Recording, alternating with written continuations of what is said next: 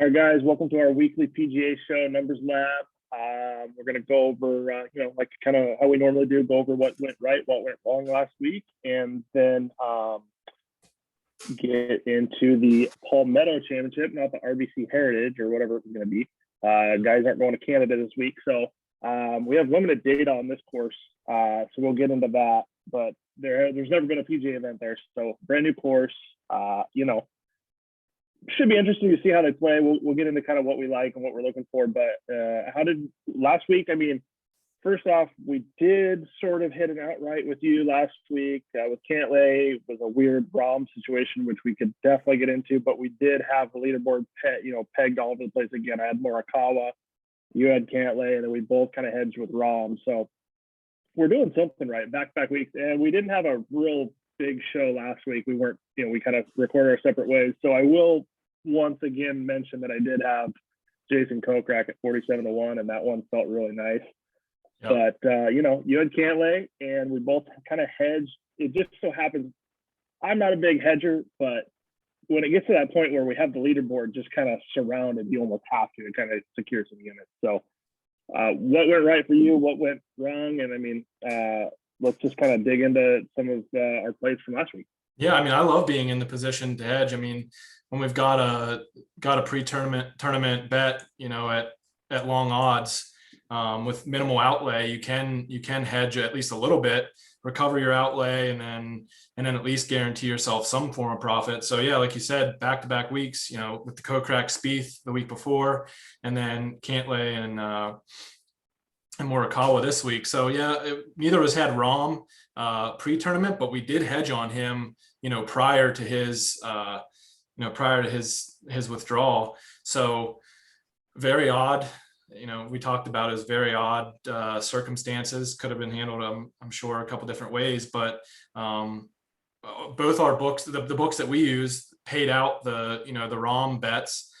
So we did grade those as wins. It seemed like the majority of books paid them out. I know there was a couple, maybe more traditional books didn't pay them out. But at least across the board, the ones that I have access to, FanDuel, DraftKings, Barstool, things like that, they all paid them out. So that was nice. Not that we had a ton on him, but it was nice to get that little bit of profit. And as far as what went right, I mean, the outright obviously did. That's back-to-back weeks where we have the outright and the leaderboard surrounded. Wasn't a whole lot went right in our finishing position bets, at least for me. Billy Horschel just never got it going. He barely made the cut and then shot like 12 over in the third round or something, I think it was. A couple guys never really got going. Kuchar obviously withdrew because of a broken or a strained muscle or something, but I think he was not 9 over or something. And I tweeted out he's like 9 over with like four holes to play in the first round. So I'm sure he had more important stuff to do than hang around for another round.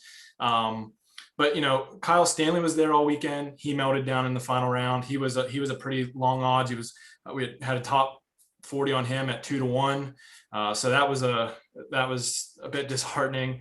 And then Troy Merritt, he was there all weekend, never really contended in the top 20, I don't think. But the top 40 was pretty safe at plus 165. And then he melted down. Both those guys just shot horribly in the fourth round.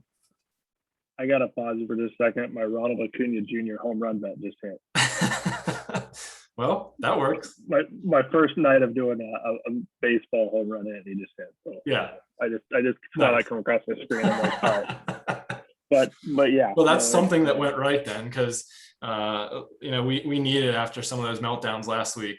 So, well, I mean, what about you? What did obviously the outright thing?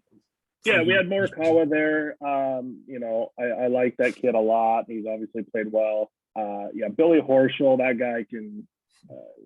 Kick rocks. He makes the cut on the number. He birdies the 18th hole in second round, and then proceeds to just play like bogey golf, like a weekend hacker like myself, and just not even contend. We just needed him top 40. That was the biggest bet of the week. That didn't work out, but the Morikawa, the ROM, the Cantlay kind of had that board covered, so that helped.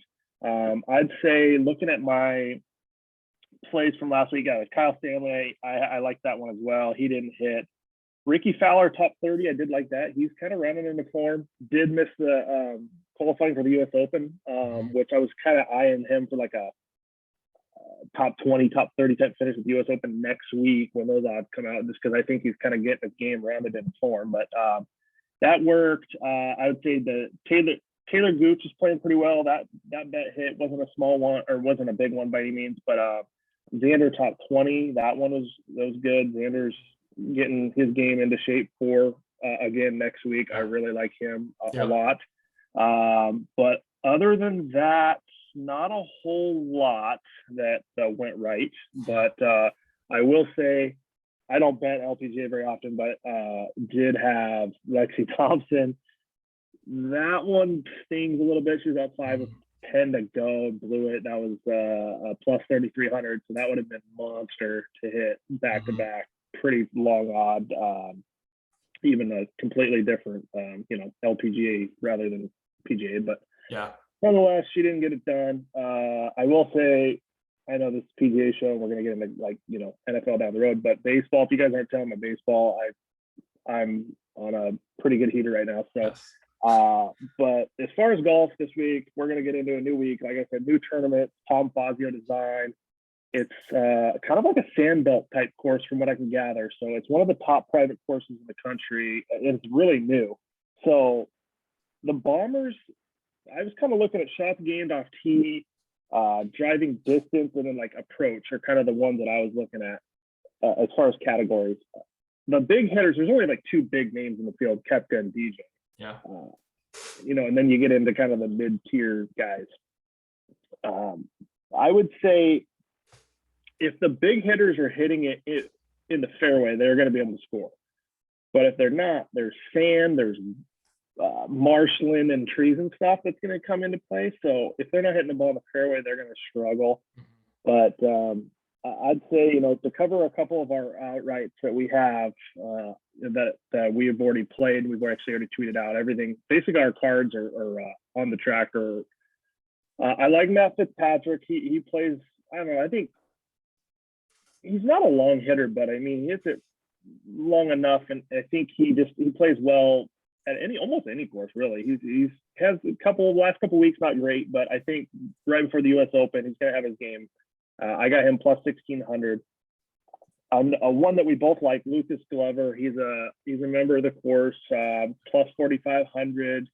I just think his game, obviously, he knows the course probably better than anybody.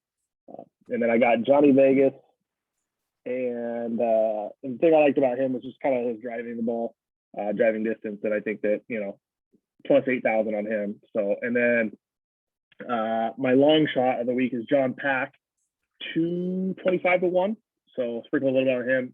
Nicholas Award winner, Hogan Award winner, really good Florida State golfer. So I mean, I think it's his PGA debut, but it's worth a little throwing a couple shekels at and see what he does. So what about you? What do you like as far as your outrights, and then we can kind of get into some top 30, top 40 bets. Yeah, I really looked at, I think there's a couple different ways to play this course from the research I was doing.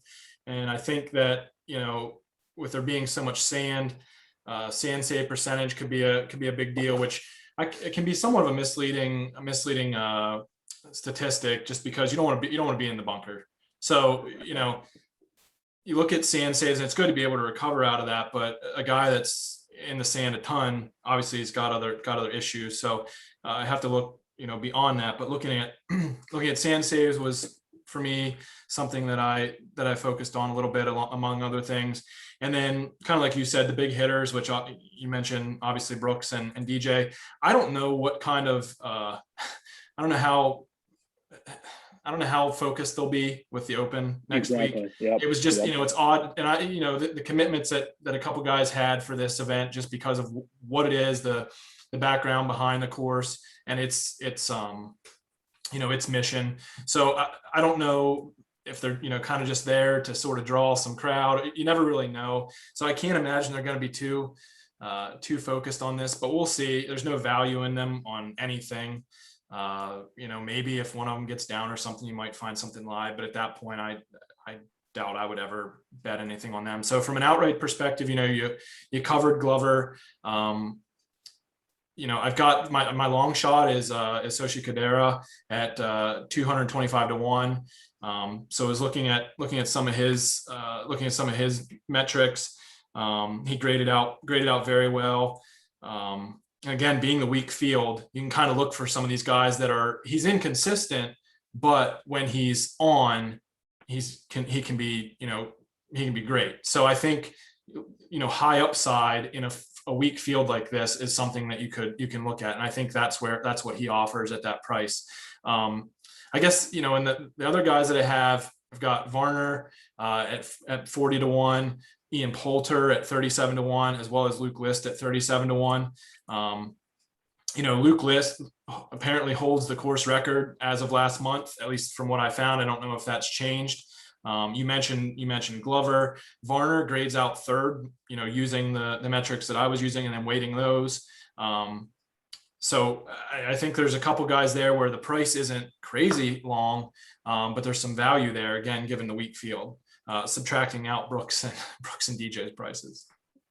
Yeah, no, it is a weak field, and I'll piggyback on that as Brooks and DJ. I just don't think they're going to be as focused. And yeah, laying plus 700 or whatever the heck they are is just not worth it. Nope. Not pre-tournament. If you're getting something like that where he's a few behind or whatever, maybe, but just doubtful. I mean, yeah. Honestly, it wouldn't even surprise me if DJ misses a cut. I'm not going to bet it, but it wouldn't surprise me a bit. A couple guys I like as far as to get into like top 40, top 20, those kind of fishing bets that I think there's value in PGA, and you don't always have to hit outright. And there's going to be weeks, guys, where we just don't have anybody near the top of the leaderboard. We're just hoping to catch the top 40 bets. But it shows, I think, what we're doing is we're doing it right. We're doing it the right way, and it shows. We're doing our own research, and it just, we're getting there. We've only been doing this a month, officially. So we're doing something right. But as far as some bets that I do like, not to cover them all, because you guys can go check it out. Our full cards will be posted, and I think there'll be a graphic with them. But Luke List, I do like him for top 40 plus 125. Like you said, if true, he's got the course record, and top 40 bet at 125. I seems like it's pretty good value to me. Yeah. Patton Kazire, the guy, I think his short game and the way he can putt, I think that's in this weaker field. I have him top 40. I don't normally, like I've talked before, don't like to normally lay minus. I don't like to lay more to, minus 105 is what I got him at for top 40 though.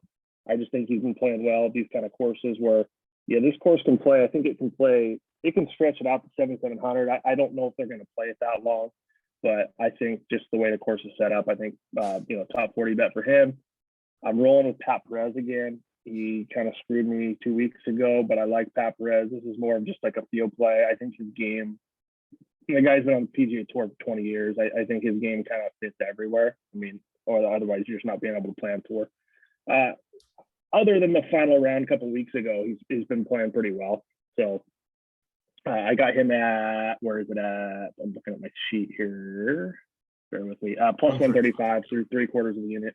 And then I also like Varner for top 30 at even money. So yeah, I think his game, tee to green, is pretty good. He's from the Carolinas, so he's probably has a little bit of familiar with the course. And one more, Ian Poulter, top 20 plus 150, got 1 unit to win 1.5.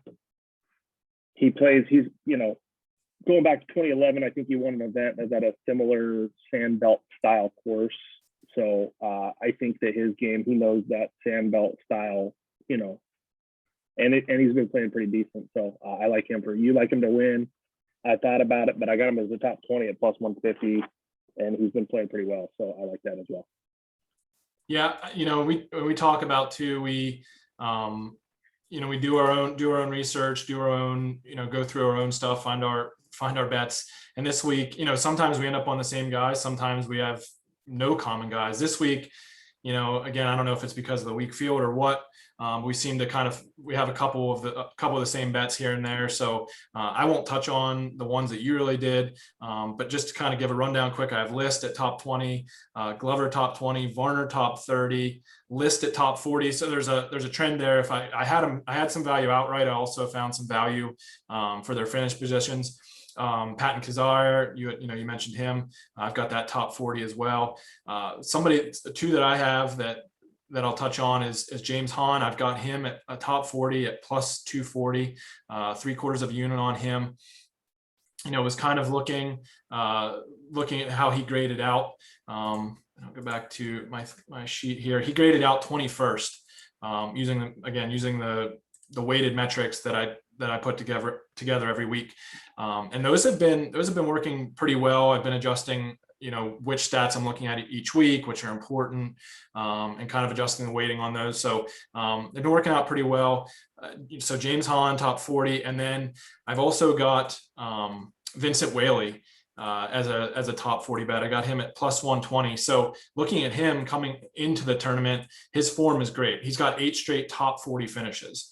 And as far as like, where does he kind of grade out in everything? It's not great, but it's not terrible. He has made 74% of the cuts in the tournaments he's played. His driving accuracy is not good. But as far as his other key metrics, around the green, putting, they're not bad. So again, the weak field could be some high upside there for somebody like him to make a splash. I didn't quite like his price as an outright, but it was pretty close. And then as far as first round leader bets go, I just James Hahn. Looking at him, he has the 19th best first round scoring average in the field. So that's something that I like to look at every week, is who gets out fast.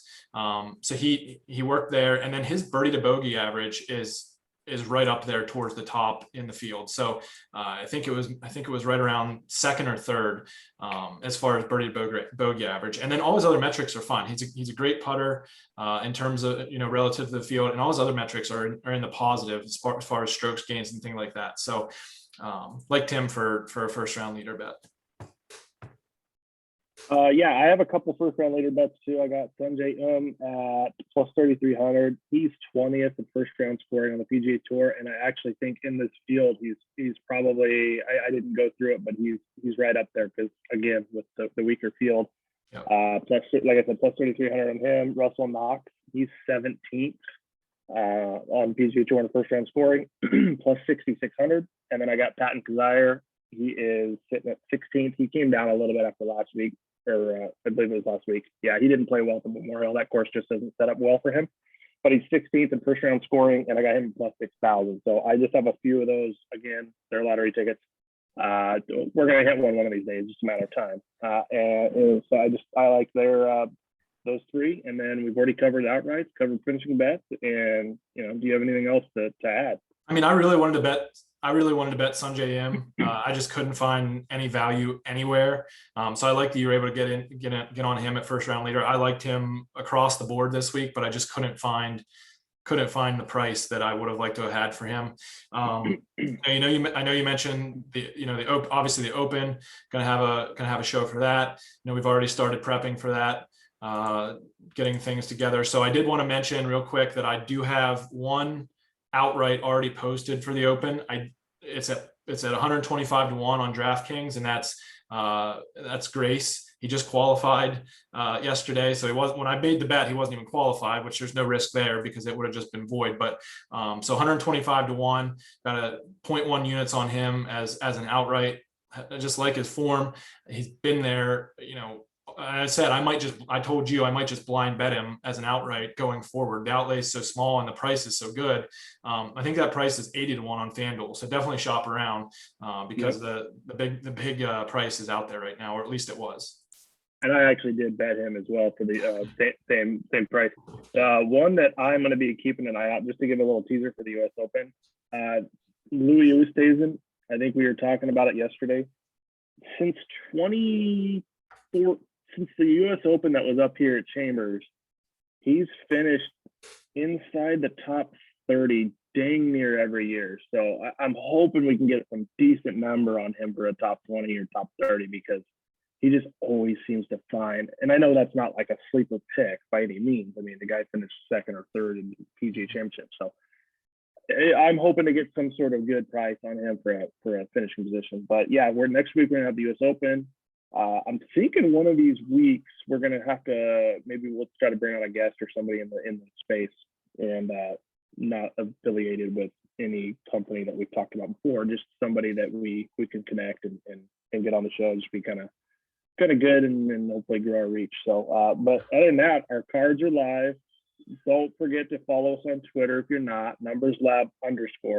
And then we also have an Instagram page. We're trying to post plays over there as well, but it's the same handle. So, and then our Google Docs always updated with plays, graded plays. You know, everything's 100% transparent like we want to be. So everything's graded. We usually get it graded pretty quickly.